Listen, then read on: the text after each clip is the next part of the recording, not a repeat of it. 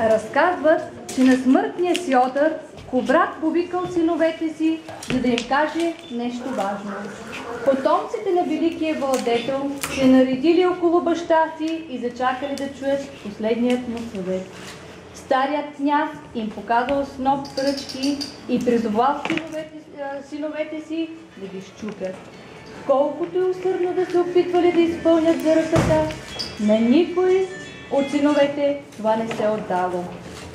Тогава Кубрат развързал снопа и започнали да чупят пръчките една по една.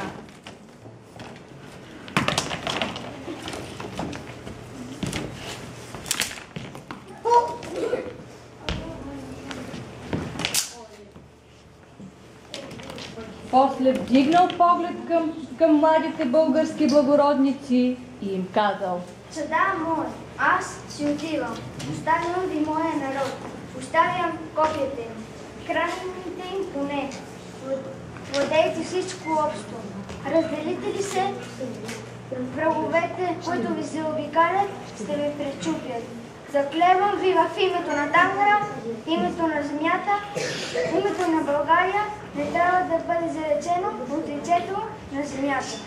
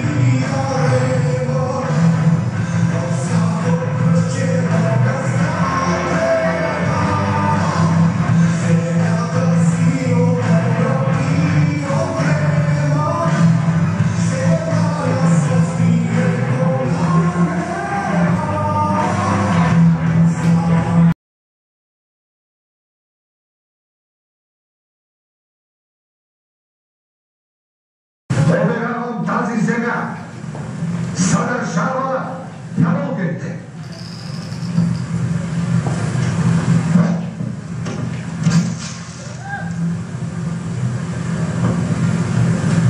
Имайте тези, които идват след нас и носят нашето име.